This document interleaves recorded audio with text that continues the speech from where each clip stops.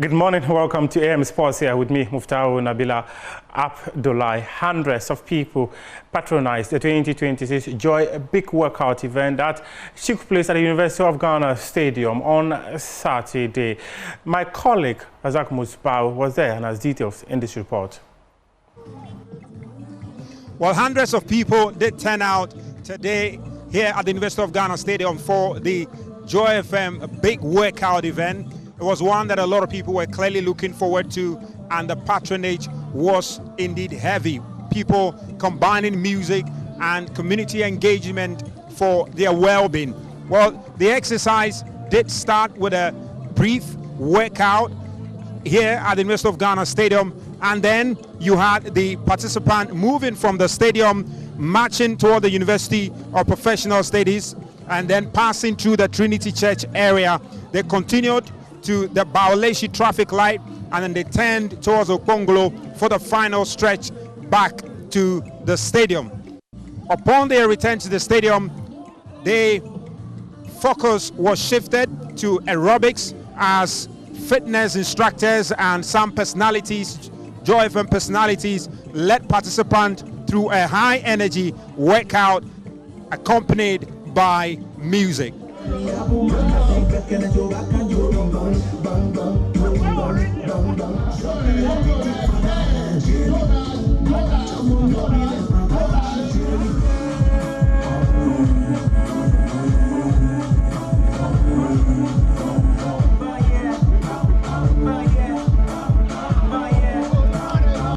Well, for some of the participants, it was a very exciting event for them and an opportunity for them to stretch their legs and put themselves in a very good shape for the rest of the year. I really enjoy the movement, and I'm always ready to join you whenever you have the movement. Really enjoyed ourselves, and then we also had the opportunity to interact with some of the patrons too as well. More stuff. Today we came in with about 30 people. Everybody's well energized, well strengthened. Somebody even telling me that he's lost 1,000 pounds. So it's been a wonderful event. Thank you so much, Joy FM. It was fun. It was very excited, and I'm really happy to join. Oh yes, Well, speaking after the event, Lexis Bill, who was the face of this event, was full of praise for the turnout and promised that there's going to be more of such events coming up this year.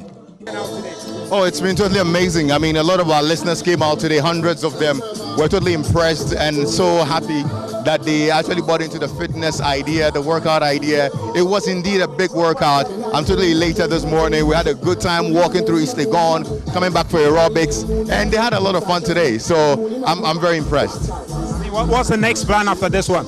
Certainly, I mean, fitness is key, and throughout the year, we'd want to put some of these things together so that our audiences will be able to have a healthy outlet, you know. We know it demands a lot of personal motivation to work out, and so we're also putting these events together to be able to let our listeners and our audience have the chance to come work out and also network with the whole crew, just like, you know, you've seen this morning. So certainly there'll be another edition.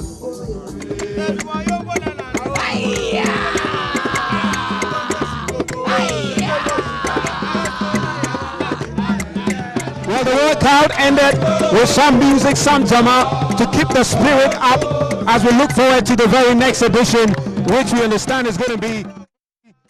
And we say thank you to Ready, Smart Transit, Ayuda, New Crystal Hospital, the Game Energy Drink for helping us put together this, and I could not switch Ginger everywhere.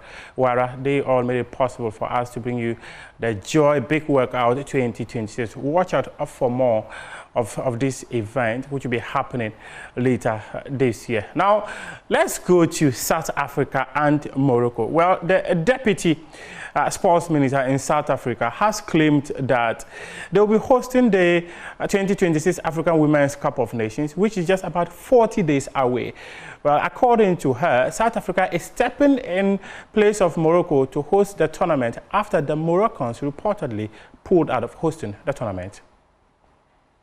We took an opportunity that presented itself because we feel we have the necessary infrastructure and the support, of course, of hosting the WAFCON. When Morocco said we're not able to host South Africa, we said yes, we are available. We're going to take it. Look, it cannot be debatable because we've just recently hosted a successful G20 where heads of states of different countries were here. So it tells you that in terms of hospitality, we are as well ready. We have the necessary infrastructure as well when it comes to stadiums. We've hosted the World Cup, the Soccer World Cup before, so we are ready. We can host it. Given the fact that it is in 60 days as well, we are not very much worried. We just have to put systems in place. From tomorrow, we will begin. Peace Mabe is the Deputy Sports Minister in South Africa, and she said they are going to host the tournament. However, her minister has released a statement stating that the country will be on standby to host it.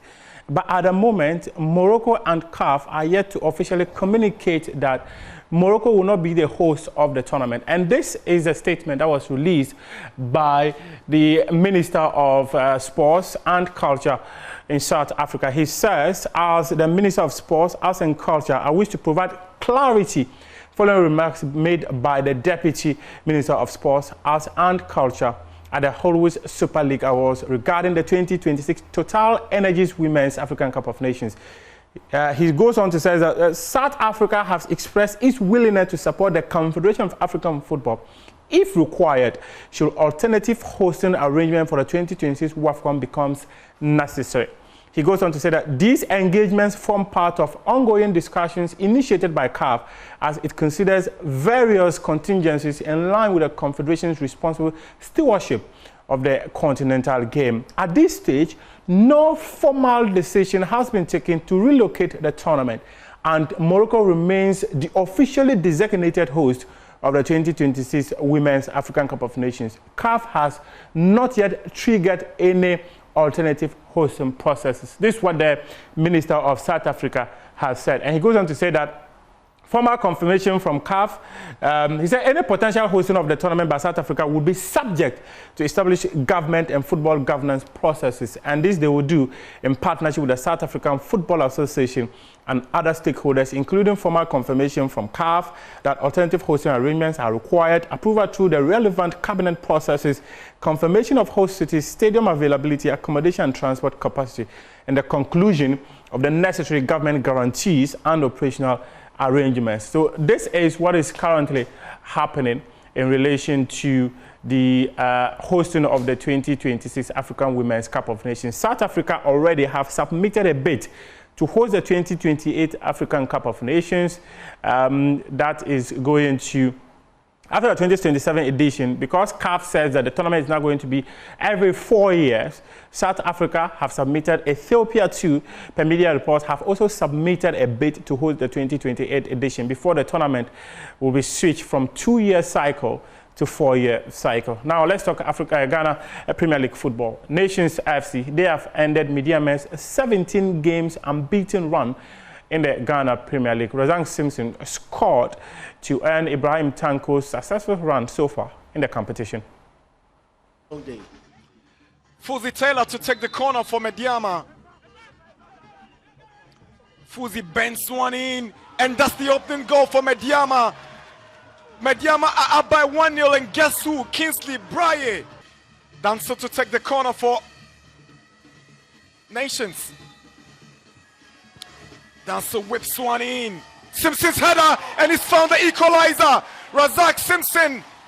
He says, this is our home grounds. We do not lose games here so easily. Far away from the goalpost. Now Danso takes the ball for Nations, tries the cutback. Here's Aita Ikwe. He's blasted into the net, but referee had already pointed for a decision in favor of Nations. She denies the goal and points to the spot. So there we have a clearer view of what decision she's taken. Did the ball struck the arm of Yawase? Yes, it did. Before Aita Ikwe hit the ball into the roof of the net.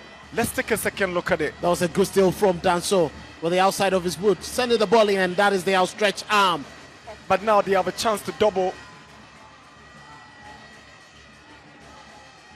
the goal they scored. As he nears an exit from Nations, he might be signing off on a positive note. Here is Simpson, comes up against Felix Che, and he scored brilliantly. Nations on top before the break, and it's the captain Razak Simpson on the double penalty. It's Nations 2, Mediama 1. Brilliantly hit. The goalkeeper, he got the right direction, but too much power. Now let's talk some tennis. Achimota, who is celebrating its 100th anniversary in 2027. But before we bring you the events they have lined up to celebrate their 100th anniversary, let's take a look at the results of matches that were played in the Ghana Premier League on March week 21. Kumasi Asante Kotoko suffered a 3-1 loss at the hands of Heart of Lions, and Vision FC, they were held to a 2-2 stalemate by Dreams FC. In the other fixtures that were played on Sunday, these were matches that were played on Saturday. These Sunday matches had Accra Hearts of Oak drawing 0-0 against Bechemi United, and Kerala United won 1-0 against Hohoe United. Then we had Gold Stars winning 1-0 against Redwood All Blacks. Aduana Stars drew 0-0 in their game against Samatex. Samatex were down by 10 men. However, they were still able to hold the 2017 Ghana Premier League champions to a draw. Then Basake Holy Stars, they won 2-0 against Brekum. Chelsea and Young Apostles, they won 3-0 against 11 Wonders. Now let's talk about the centenary celebration of Achimota School, and all students of the school, they have put together sporting activities that started in January and is going to be ended in February. My colleague Elan Banyan de Femapo was at one of their events which took place at the Accra's Tennis Lawn Club and put together this report. This year's inter-school alumni tennis competition was staged at the Accra Lawn Tennis Club on Saturday, January 31st, 2026, bringing together alumni from some of Ghana's most prestigious secondary schools for a celebration of sport, tradition and fellowship. In a bid to rekindle old rivalries and restore cherished legacy, the OAA revived the famous Triangular Games, a popular inter-school fixture in the 1970s and early 1980s. The event served as a pilot initiative, inviting alumni of that era, with plans already underway to scale it into a larger annual inter-school competition. Schools represented included Achimota School, Infantapim School, Adisadel College, Wesley Girls High School, Holy Child, Presbyterian Boys School, and Ebri Girls School, all of whom turned out in impressive numbers to make the competition a success. Chairman of the Fundraising and Sponsorship Committee, Leslie Aware Tre, speaking to Joy Sports, highlighted the purpose behind the initiative. We've had a walk this morning at Achimota School, and now we've invited other schools to come and celebrate our centenary with us. Many years ago, we had what we call the triangular between Achimota and Fanspim at this school, Holy Child Wesley Girls Achimota, another one with Ebri Girls and Presec, and we thought we should really relive this together. So we've come to collaborate, we've come to have a lot of fun. I'm sure all of them are having a lot of fun here, and there shall be more activities every month for the next 2 years. We invite everybody to come and join Achimota. It's celebrating 100 years. Achimota tennis captain Robert J was also happy with what he witnessed. It's been a very good organization. It's going on well. We are not yet done, but the performance I've seen so far is top notch.